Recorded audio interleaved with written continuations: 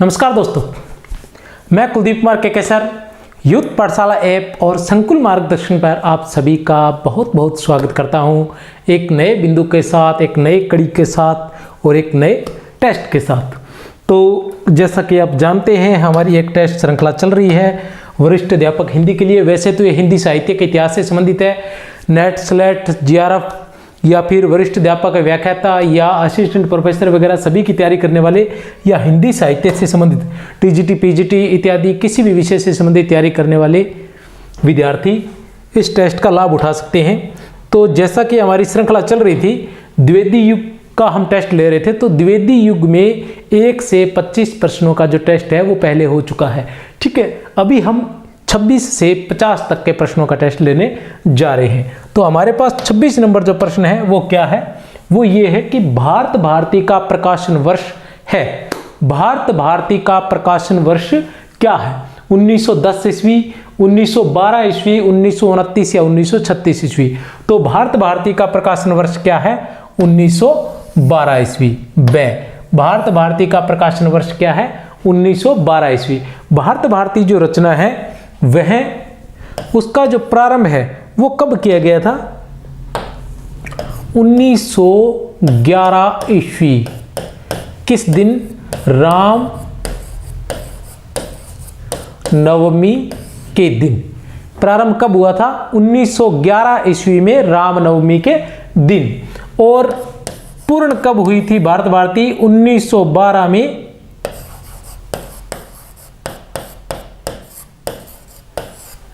जन्माष्टमी के दिन। कब पूर्ण हुई थी? 1912 ईस्वी में जन्माष्टमी के दिन। इसके कितने खंड थे? इसके 3 खंड माने जाते हैं। इसके 3 खंड माने जाते हैं। कौन कौन से? 1 नंबर पर है अतीत खंड, 2 नंबर पर है वर्तमान खंड और 3 नंबर पर है भविष्य। अतीत, वर्तमान और भविष्य, ये 3 खंड इसके माने जाते हैं भारत भारती के। इसी भारत भारती पर मैथिलीशरण गुप्त को राष्ट्र कवि की उपाधि से सम्मानित किया गया था। राष्ट्र कवि की उपाधि इन्हें किसने दी थी? महात्मा गांधी ने दी थी। किसने? महात्मा गांधी ने। कब दी थी? 1936 ईस्वी में। कब दी थी? महात्मा गांधी ने 1936 ईस्वी में मैथिलीशरण गुप्त को राष्ट्र कवि की उपाधि से सम्मानित किया था। अभी देखते हैं प्रश्न संख्या 27। क्या है प्रश्न संख्या 27? प्रश्न संख्या 27 है, कविता का विषय मनोरंजक एवं उपदेशात्मक होना चाहिए। कविता का जो उद्देश्य है वो मनोरंजक एवं उपदेशात्मक होना चाहिए। यमुना के किनारे केली कौतूहल का अद्भुत वर्णन बहुत हो चुका। नए परकियाओं पर प्रबंध लिखने की अब कोई आवश्यकता है और नए सब कियाओं के गतागत की पहेली बुझाने की चर्चित कथन है। ये चर्चित कथन किसका है? अभी देख लेते हैं किसका है चर्चित कथन। रामचंद्र शुक्ल का, महावीर प्रसाद द्विवेदी का, श्याम सुंदर दास का या डॉक्टर बच्चन सिंह का। तो कथन क्या है वो पढ़ लेते हैं। कविता का विषय मनोरंजक व उपदेशात्मक होना चाहिए। कविता का जो विषय है वो मनोरंजक व उपदेशात्मक होना चाहिए। यमुना के किनारे केली कौतूहल का अद्भुत वर्णन बहुत हो चुका। नए परकियाओं पर प्रबंध लिखने की अब कोई आवश्यकता है और नए सब कियाओं के गतागत की पहेली बुझाने की आवश्यकता है। चर्चित कथन किसका है? चर्चित कथन है महावीर प्रसाद द्विवेदी का। किसका है यह चर्चित कथन? महावीर प्रसाद द्विवेदी का है। ये जो है उपदेशात्मकता, ये द्विवेदी युग की महत्वपूर्ण विशेषता रही है। अब उसी प्रकार की एक और पंक्ति भी आ गई है, पढ़ते हैं। पंक्ति क्या है? केवल नए मनोरंजन कवि का कर्म होना चाहिए। केवल नए मनोरंजन कवि का कर्म होना चाहिए, उसमें उचित उपदेश का भी मर्म होना चाहिए। चर्चित पंक्तियों के प्रयोक्ता है मैथिलीशरण गुप्त, कामता प्रसाद गुरु, नाथूराम शर्मा शंकर या फिर ये कामता प्रसाद गुरु आ गया। कोई बात नहीं, आप 3 में से भी उत्तर दे सकते हैं। मैथिलीशरण गुप्त, कामता प्रसाद गुरु, नाथूराम शर्मा शंकर। केवल न मनोरंजन कवि का कर्म होना चाहिए, उसमें उचित उपदेश का भी मर्म होना चाहिए। किसका कथन है ये? मैथिलीशरण गुप्त का, कि जैसे गुरु वैसे ही शिष्य।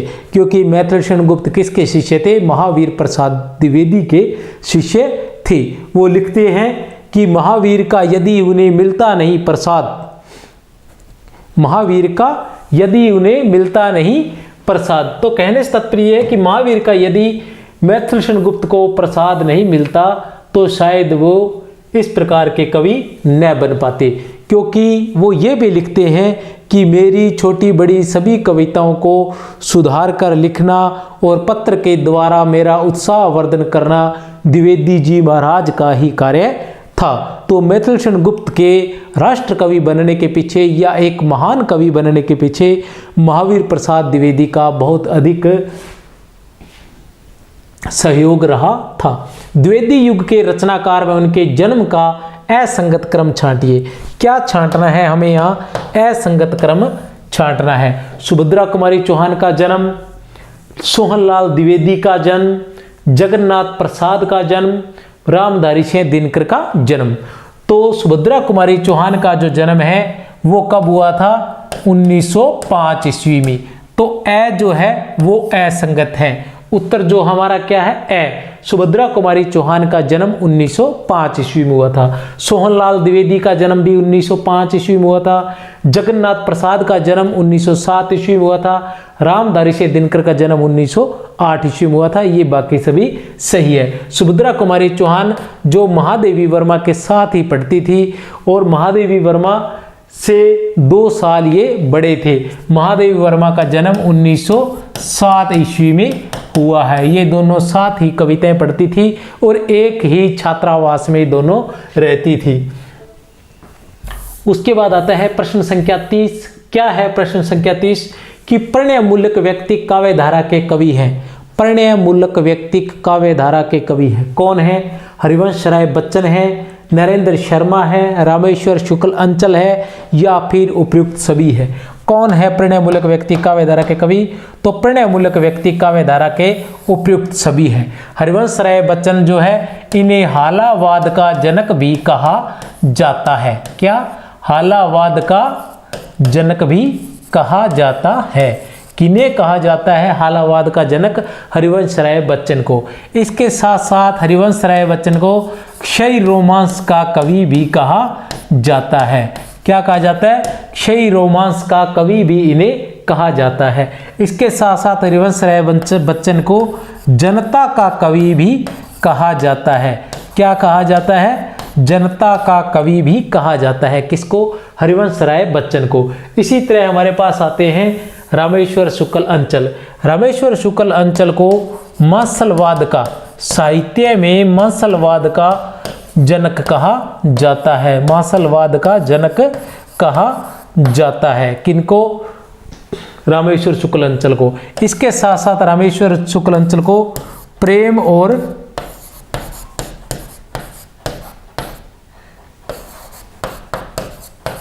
मस्ती का कवि भी कहा जाता है। रामेश्वर शुक्ल को प्रेम और मस्ती का कवि भी कहा जाता है। प्रेम और रोमांस, प्रेम और रोमांस का कवि भी कहा जाता है। किसको? रामेश्वर शुक्ल अंचल को। ठीक है, चलो चलते हैं प्रश्न संख्या 31 पर। क्या है प्रश्न संख्या 31? नकेनवादी कवि हैं। कौन है नकेनवादी कवि? नलिन विलोचन शर्मा, केसरी सिंह, नरेश मेहता। कुछ प्रश्न ऐसे होते हैं जो आसान रहते हैं। आसान रहने के पीछे कारण यह रहता है कि हम वो प्रश्न या वह जानकारी आपको देना चाहते हैं, क्योंकि कठिन प्रश्नों के चक्कर में कुछ आसान जानकारियां भी हमारे हाथ से छूट न जाए। कठिन प्रश्न करना जितना जरूरी है उससे कहीं अधिक जरूरी है आसान प्रश्नों को सही करके आना। किसी भी स्थिति में आसान प्रश्न जो है वो हमसे नहीं छूटने चाहिए। तो क्या है? नकेनवादी कवि है नलिन विलोचन शर्मा, केसरी सिंह या नरेश मेहता नहीं है ये, या फिर नरेश।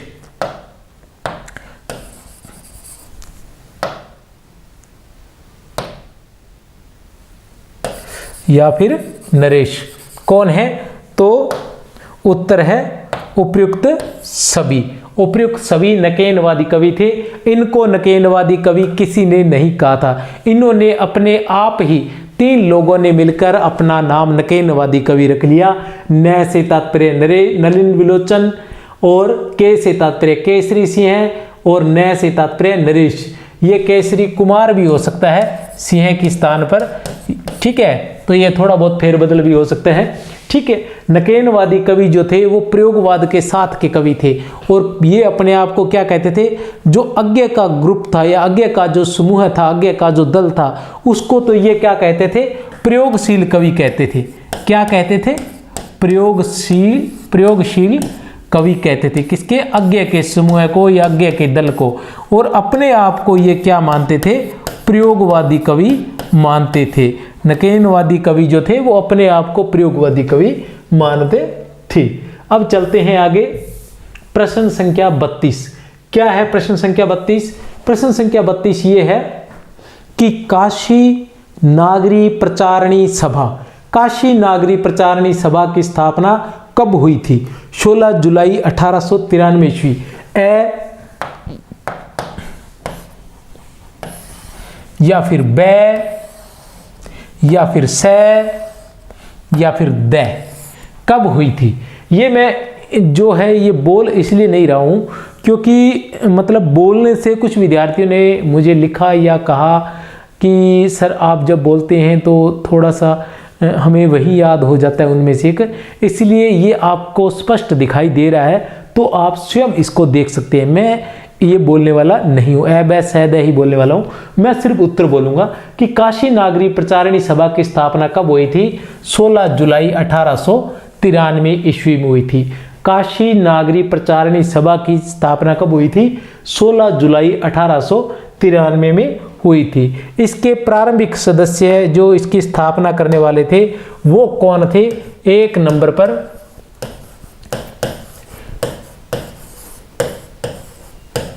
श्याम सुंदर दास। कौन थे? श्याम सुंदर दास। दूसरे कौन थे? राम नारायण मिश्र। दूसरे कौन थे? राम नारायण मिश्र। पहले कौन थे? श्याम सुंदर दास, और दूसरे कौन थे? राम नारायण मिश्र, और तीसरे थे शिव कुमार सिंह। तीसरे कौन थे? शिव कुमार सिंह। ये 3 लोग थे जिन्होंने नागरी प्रचारणी सभा की स्थापना की थी। इस नागरी प्रचारणी सभा के प्रथम अध्यक्ष या सभाध्यक्ष जो थे वो राधा कृष्ण दास थे। कौन थे? राधा कृष्ण दास थे इसके प्रथम सभा अध्यक्ष। किसके? नागरी प्रचारणी सभा के। नागरी प्रचारणी सभा के प्रथम सभा अध्यक्ष कौन थे? राधा कृष्ण दास थे। आपको बता देना चाहता हूं कि जब सरस्वती पत्रिका की बात आई तो इंडियन प्रेस प्रयाग के द्वारा इंडियन प्रेस प्रयाग के मालिक चिंतामणि घोष द्वारा सरस्वती पत्रिका के प्रकाशन की बात सामने आई कि इसका प्रकाशन किया जाए। तब इसके संपादक का जो कार्य था, संपादन का जो कार्य था वो नागरी प्रचारणी सभा को दिया गया। नागरी प्रचारणी सभा के द्वारा एक संपादक मंडल तैयार किया गया। उस संपादक मंडल में 3 दास थे, श्याम सुंदर दास, जगन्नाथ दास और राधा कृष्ण दास, और 2 कै थे, किशोरीलाल गोस्वामी और कार्तिक प्रसाद खत्री। इन 5 लोगों ने मिलकर सरस्वती पत्रिका का संपादन प्रारंभ किया था 1900 ईस्वी में। जो 1900 से लेके 1901 तक इस संपादक मंडल ने सरस्वती पत्रिका का संपादन संभाला था, और उसके बाद 1901 से लेकर 3 तक उसके संपादक रहे थे श्याम सुंदर दास, और 1903 से लेकर 1920 तक उसके संपादक रहे थे महावीर प्रसाद द्विवेदी, और 1920 के बाद कामता प्रसाद गुरु ने उसके संपादन का कार्य संभाला था। तो ये थी हमारी नागरी प्रचारणी सभा। चलो आगे चलते हैं। नागरी प्रचारणी सभा के बाद प्रश्न संख्या 33 हमारे पास आता है कि नाथूराम शर्मा शंकर को प्राप्त उपाधि है। नाथूराम शर्मा शंकर जिनकी रचना थी गर्भरंडा रहस्य। गर्भ में ही विधवा रंडा होने वाली, गर्भ में ही रंडा अर्थात विधवा होने वाली बालिका की कहानी, या बाल विवाह पर करारा व्यंग्य करती हुई एक रचना गर्भरंडा रहस्य, या मंदिरों में किए जाने वाले दुराचारों का चित्रण करने वाली एक रचना गर्भरंडा रहस्य के रचनाकार थे नाथूराम शर्मा शंकर। नाथूराम शर्मा शंकर को प्राप्त उपाधियां भारतेंदु, प्रज्ञेंदु, कविता, कामिनी कांत, साहित्य सुधाकर या उपयुक्त सभी। तो इनको कौन सी उपाधि प्राप्त हुई थी? इनको उपाधि प्राप्त हुई थी उपयुक्त सभी। अर्थात ये तीनों उपाधियां नाथूराम शर्मा शंकर को प्राप्त हुई थी। आगे देखते हैं प्रश्न संख्या 34। क्या है प्रश्न संख्या 34? देशभक्त वीरों मरने से नेक नहीं डरना होगा। देशभक्त वीरों मरने से नेक नहीं डरना होगा, देश की बेदी पर प्राणों का बलिदान करना होगा। देशभक्त वीरों मरने से नेक नहीं डरना होगा, प्राणों का बलिदान देश की वेदी पर करना होगा। उपयुक्त पंक्तियां किस कवि की है? ए की या फिर बै की या फिर सै की या फिर दै की? किस कवि की है ये? राष्ट्रीयता की भावना से परिपूर्ण पंक्तियां, देशभक्ति से परिपूर्ण पंक्तियां, वीरता से परिपूर्ण पंक्तियां जो है ये किसकी है? ये है नाथूराम शर्मा शंकर की। उनकी बलिदान गीत, किसमें? बलिदान गीत कविता से ली गई है ये पंक्तियां। कौन सी पंक्तियां हैं? कि देशभक्त वीरों मरने से नेक नहीं डरना होगा, देशभक्त वीरों मरने से नेक नहीं डरना होगा, प्राणों का बलिदान देश की वेदी पर करना होगा। राजा रवि वर्मा के चित्रों पर कविताएं किसने लिखी थी? राजा रवि वर्मा के चित्रों पर, राजा रवि वर्मा जो बहुत ही प्रसिद्ध चित्रकार थे, उनके चित्रों पर कविताएं किसने लिखी थी? ए ने या बै ने या सै ने या फिर दै ने? किसने लिखी थी?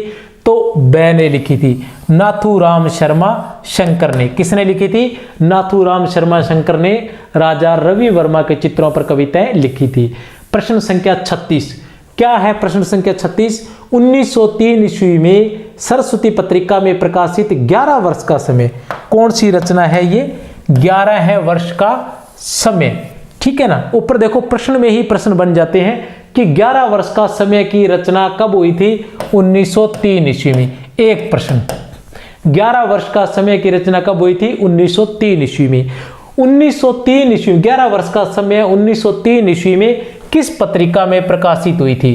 किस पत्रिका में प्रकाशित हुई थी? प्रश्न संख्या 2।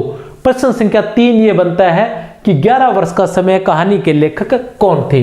तो एक ही प्रश्न में हमें 3 प्रश्न मिल जाते हैं, ए, बै, सै या दै। तो कौन थे? दै, आचार्य रामचंद्र शुक्ल। किसके? 11 वर्ष का समय के रचनाकार कौन थे?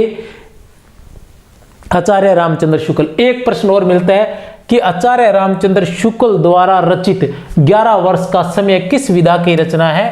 तो कहानी। अर्थात 4 प्रश्न।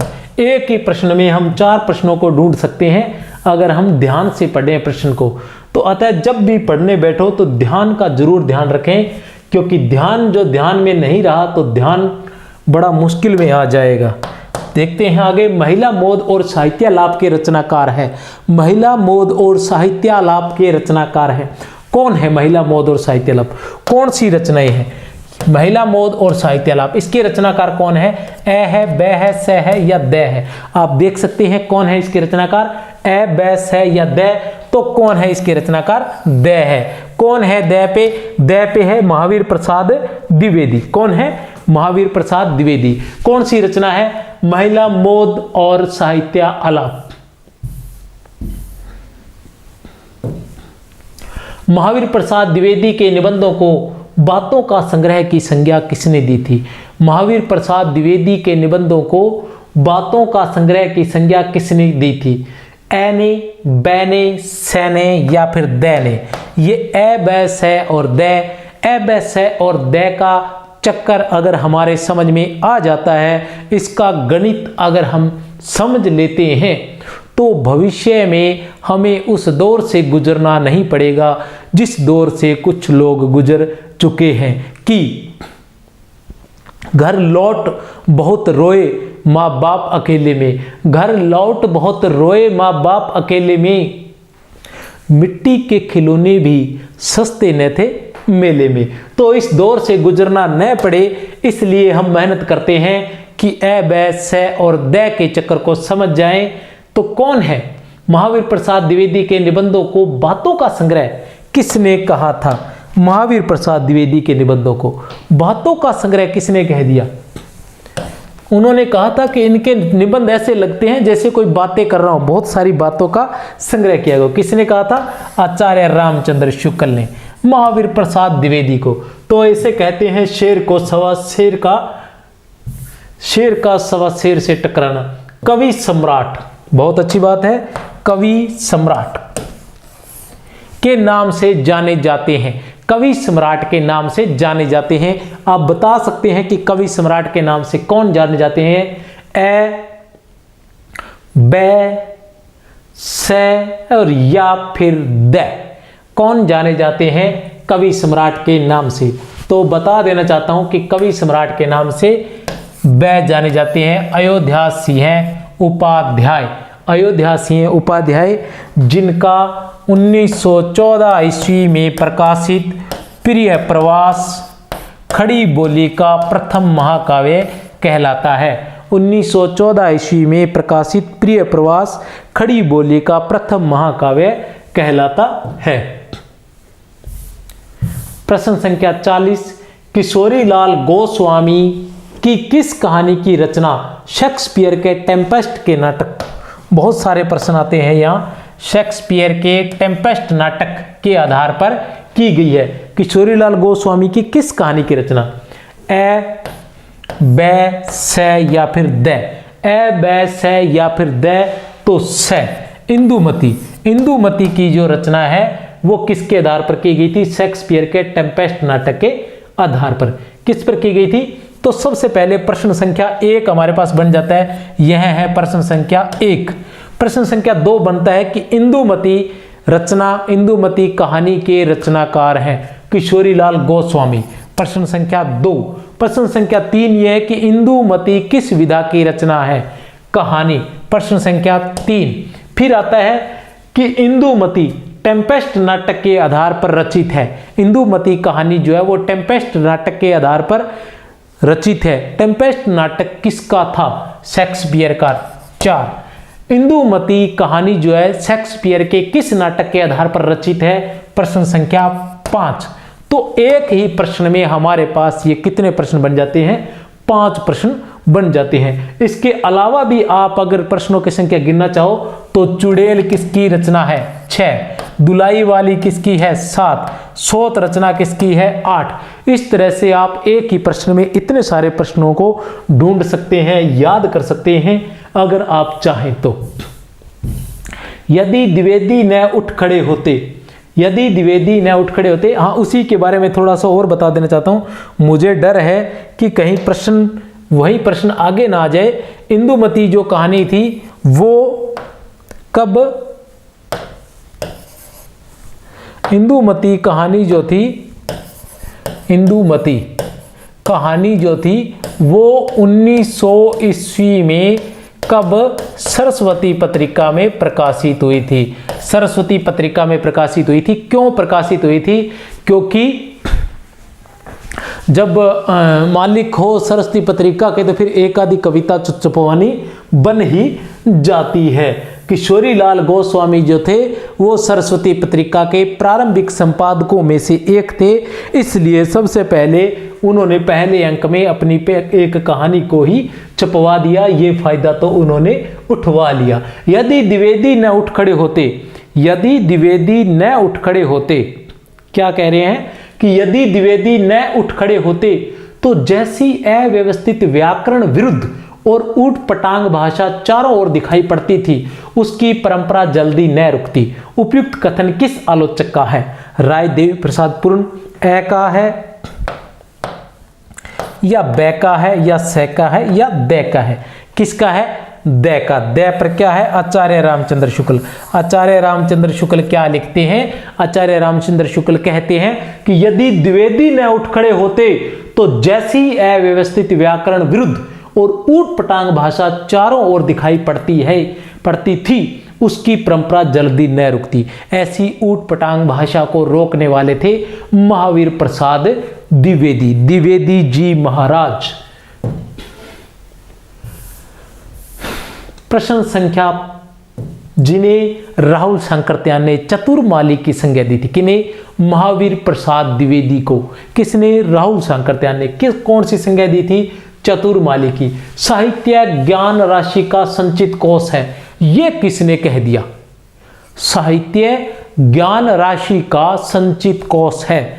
यह तो आपको कुछ भी बताने की जरूरत नहीं, याद होना ही चाहिए, क्योंकि आज से पहले मुझे लग रहा है ये विभिन्न परीक्षाओं में कम से कम 10 बार ऐसा प्रश्न आ चुका है, चाहे तो 4 पंक्तियों में से एक में होएगा, और नेट में तो मुझे लग रहा है इतनी बार आया होगा जिसका हम अंदाजा भी नहीं लगा सकते। साहित्य ज्ञान राशि का संचित कोश है। उपयुक्त कथन किस आलोचक का है? तो मैं सीधे ही उत्तर पर आना चाहूंगा, महावीर प्रसाद द्विवेदी का। किसका है? महावीर प्रसाद द्विवेदी का। महावीर प्रसाद द्विवेदी क्या कहते हैं कि साहित्य ज्ञान राशि का संचित कोश है। प्रश्न संख्या 43, महावीर प्रसाद द्विवेदी ने क्या? महावीर प्रसाद द्विवेदी ने भर्तृहरि के वैराग्य शतक का दोहों में अनुवाद किस नाम से किया? देखिए कितनी सारी बातें हमारे सामने आ गई हैं, कितनी सारी बातें हमारे सामने आ गई हैं, आप ये देख सकते हैं। क्या कि महावीर प्रसाद द्विवेदी ने भर्तृहरि के, किसके? भर्तृहरि के किस रचना के? वैराग्य शतक के। वैराग्य शतक का किसमें? दोहों में अनुवाद किस नाम से किया? ए, बे, से या फिर दे? तो किस नाम से किया था? विनय विनोद नाम से। किस नाम से किया था? विनय विनोद नाम से। कितने सारे प्रश्न इसमें बन जाते हैं कि विनय विनोद जो है वो किसका अनुवाद है? महावीर। प्रश्न एक तो ये आपके सामने है। दूसरा प्रश्न है कि विनय विनोद किसका अनुवाद है? महावीर प्रसाद द्विवेदी का।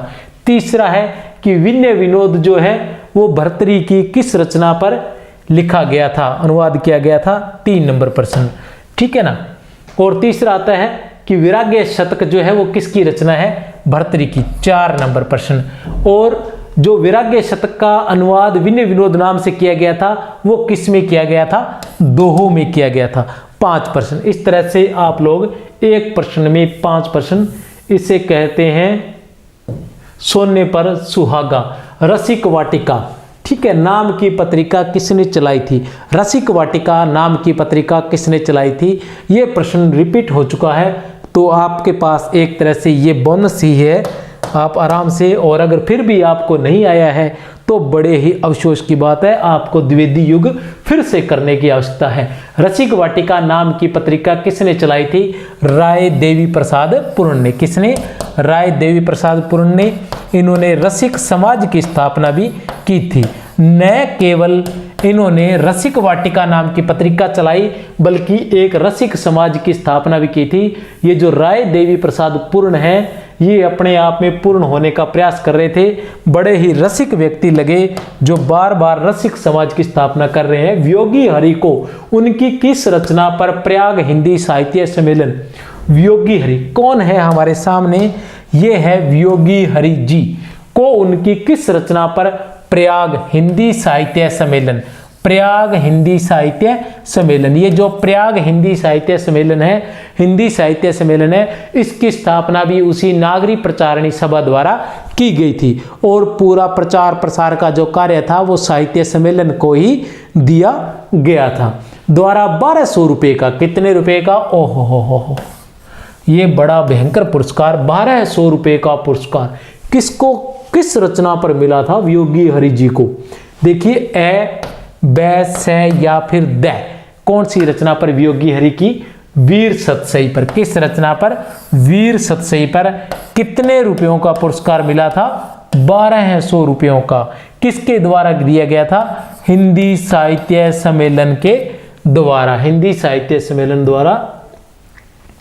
प्रश्न संख्या 46 क्या है? प्रश्न संख्या 46 कि सरस्वती पत्रिका में प्रकाशित नागरी तेरी यह दशा। सरस्वती पत्रिका में प्रकाशित नागरी तेरी यह दशा, अयोध्या का विलाप, ये दो रचनाएं, ये दो कविताएं हैं, किसकी थी? सरस्वती पत्रिका में ये प्रकाशित हुई थी। नाम थे नागरी तेरी यह दशा और अयोध्या का विलाप। किसकी कविताएं थी? ए की, बै की, से की या फिर दे की? किसकी कविताएं थी? आपके सामने 4 ऑप्शन है, आप इनमें से कोई भी छांट सकते हैं। और मैं आपको बता देना चाहता हूं कि महावीर प्रसाद द्विवेदी की। किसकी कविताएं थी ये दोनों? महावीर प्रसाद द्विवेदी की। प्रश्न संख्या 47 क्या है? प्रश्न संख्या 47, मैथिलशरण गुप्त की राम संबंधी रचना नहीं है। जैसे ही कोई नहीं आए तो सबसे पहले उसको पकड़ लीजिए। क्या है ये? नहीं, अर्थात नहीं है। मैथिलशरण गुप्त की राम संबंधी रचना नहीं है। ए, बै, से या फिर दे, कौन सी नहीं है राम से संबंधित रचना? तो कौन सी रचना राम से संबंधित नहीं है? मैथिलशरण गुप्त की द्वापर। द्वापर किससे संबंधित है? कृष्ण से संबंधित रचना है। कृष्ण से संबंधित रचना है। कौन सी? द्वापर। अब देखिए साकेत के बारे में हम जानते हैं कि राम से संबंधित है, इसमें उर्मिला का चित्रण है। पंचवटी के बारे में हम जानते हैं कि इसमें लक्ष्मण का चरित्र है। इसमें साकेत में उर्मिला का, हालांकि ये है सभी राम काव्य, प्रमुख रूप से इनमें राम का चित्रण किया गया है, लेकिन ये विशेष रूप से उर्मिला और लक्ष्मण के लिए लिखे गए काव्य है। प्रदक्षिणा के बारे में हम नहीं जानते, तो भी हमें ये जान लेना चाहिए कि यह भी क्या है? राम काव्य है, जिसमें राम के बारे में वर्णन किया गया है। किसके द्वारा? मैथिलशरण गुप्त के द्वारा। प्रश्न संख्या 48, अंतिम प्रश्नों की ओर बढ़ रहे हैं हम। क्या है? मैथिलशरण गुप्त की किस रचना में सिख धर्म का वर्णन है? किस चीज का? सिख धर्म का वर्णन है। किस रचना में? तो किस रचना में है? ए में, बै में, से में या फिर दे में? किस रचना में सिख धर्म का वर्णन है? किस में है? तो नाम से ही जैसे विदित हो रहा है, गुरुकुल में। गुरुकुल में किसका है? सिख धर्म का चित्रण किया है मैथिलशरण गुप्त ने। गणपति चंद्र गुप्त ने आधुनिक युग का सूरदास किसे कहा है? आधुनिक युग का सूरदास किसे कहा है? ए को, बै को, से को या फिर दे को? किसको कहा है? गणपति चंद्र गुप्त ने आधुनिक युग का सूरदास किसे कहा है? तो किसे कहा है? अयोध्या सिंह उपाध्याय को। किसे कहा है? अयोध्या सिंह उपाध्याय हरिऔध को क्या कहा है? आधुनिक युग का सूरदास। गणपति चंद्र गुप्त अपने हिंदी साहित्य का वैज्ञानिक इतिहास में लिखते हैं कि यदि आधुनिक युग का तुलसीदास मैथिलशरण गुप्त को माना जा सकता है, आधुनिक युग का तुलसीदास मैथिलशरण गुप्त को माना जा सकता है, तो आधुनिक युग का सूरदास अयोध्या सिंह उपाध्याय को क्यों नहीं माना जा सकता? प्रश्न संख्या 50 क्या है? प्रश्न संख्या 50, मैथिलशरण गुप्त की किस कृति की रचना मुद्दस्से हाली की प्रतिक्रिया में हुई थी?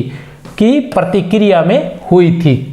इसमें अपनी संस्कृति पर और अपने अतीत पर गर्व करने के लिए कहा गया है कि हमें अपने अतीत पर, अपने इतिहास पर गर्व करना चाहिए। किसमें? मुसद्दस्से हाली में ऐसा वर्णन था। उसी को आधार मानकर या उसी के देखा देखी भी कह सकते हैं, मैथिलशरण गुप्त ने किसकी रचना की थी? तो किसकी रचना की थी? भारत भारती की। किसकी रचना? भारत भारती की रचना की थी, जिसमें अपने इतिहास पर, अपने अतीत पर गर्व करने के लिए प्रेरित करते हैं। कौन? मैथिलशरण गुप्त।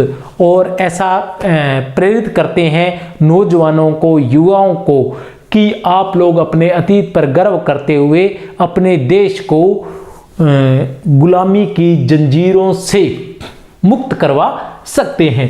भारत भारती, जिसकी रचना 1912 ईस्वी में हुई थी।